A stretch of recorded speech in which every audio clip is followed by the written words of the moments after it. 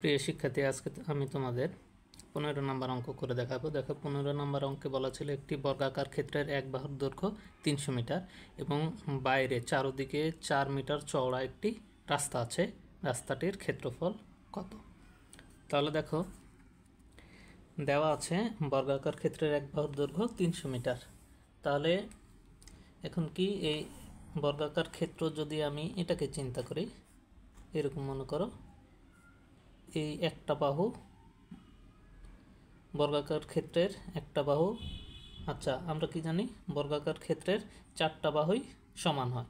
তাহলে এটা 300 মিটার, এটা 300 মিটার, এটা 300 মিটার, এটা 300 মিটার। তাহলে বর্গাকার ক্ষেত্রের, অতএব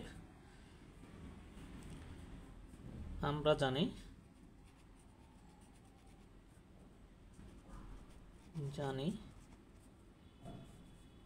বর্গাকার ক্ষেত্রের ক্ষেত্রফল, বর্গাকার ক্ষেত্রের ক্ষেত্রফল সমান বাহু স্কয়ার বর্গ একক।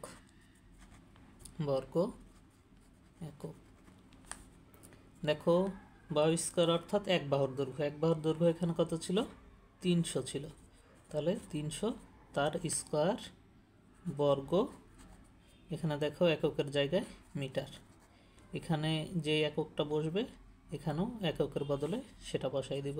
তাহলে 300-র স্কয়ার যদি করি, 3-এর স্কয়ার করলে 9, আর এখানে একটা দুইটা শূন্য আছে। তাহলে শূন্যের স্কয়ার করলে যে কয়টা শূন্য থাকবে তার ডাবল হয়ে যাবে। তাহলে এখানে 2টা আছে, তাহলে 4টা দিয়ে দেব। এখানে যদি 3টা থাকতো 6টা দিতাম, 4টা থাকলে 8টা দিতাম বর্গ মিটার। তাহলে এই বর্গাকার ক্ষেত্র যেটা ধরেছিলাম তার আমি পেয়ে গেলাম। এখন বলেছিল প্রশ্নে আবার যে বাইরে চারদিকে 4 মিটার একটি রাস্তা আছে। তাহলে এখানে এটার বাইরে এটা আমি চারদিকে 4 মিটার রাস্তা, তাহলে এই যে এখান থেকে এটুকু 4 মিটার, এটা 4 মিটার, এটা 4 মিটার, এটা 4 মিটার। তাহলে এখন লিখব আবার রাস্তার চওড়া, রাস্তার চওড়া হলো 4 মিটার। তাহলে এখন আমি কি লিখতে পারবো? অতএব রাস্তা সহ এক বাহুর দৈর্ঘ্য, এক বাহুর দৈর্ঘ্য সমান, দেখো রাস্তা আগে এক বাহু কত ছিল? 300 ছিল। এন্ড দেখো, বাহুটা যখন বাড়ছিল, রাস্তা যেহেতু চারদিকে আছে, এদিকে বাড়ছিল আবার এদিকেও বাড়ছিল, তাহলে কত হবে? সহ এক বাহুর দৈর্ঘ্য হবে, আগে 300 মিটার ছিল, তার সঙ্গে দেখো রাস্তা একদিকে বৃদ্ধি পেয়েছে, দুই দিকে বৃদ্ধি পেয়েছে। তাহলে এইটুকু 4 মিটার, এইটুকু 4 মিটার, অর্থাৎ দুই দিকে। তাহলে 4 গুণন 2 মিটার সমান, দেখো 300, 4 দুগুণে 8 মিটার। তাহলে এখন আমি কি লিখতে পারবো? অতএব রাস্তা সহ ক্ষেত্রফল সমান আগের সূত্রই বাহু স্কয়ার বর্গ একক। দেখো এখানে বাহু কি ছিল? 308, তাহলে 308 তার হলো স্কয়ার। তাহলে এখানে হবে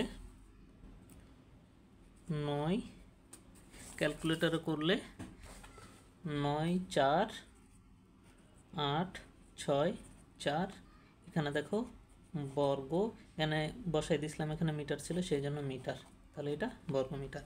তাহলে দেখো এখানে ছিল ভেতরের টুকু, এটার ক্ষেত্রফল আমি 90,000 পাইছিলাম, আর দেখো এই রাস্তা সহ পাইছি 94,864 বর্গমিটার।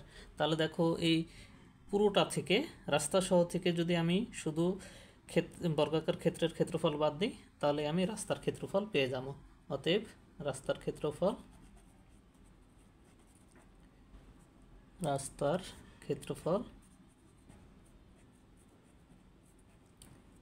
সমান 9 4 8 6 4 94,864 থেকে 90,000 বাদ এত বর্গ মিটার। 94,864 থেকে 90,000 বাদ দিলে 4,864 বর্গ মিটার। তাহলে দেখো রাস্তার ক্ষেত্রফল আমি এটা পাইলাম, এটাই আনসার। আশা করি অঙ্কটা বুঝতে পারছো, আর যারা বুঝতে পারো নাই তারা অঙ্কটা দ্বিতীয়বার দেখো। ধন্যবাদ।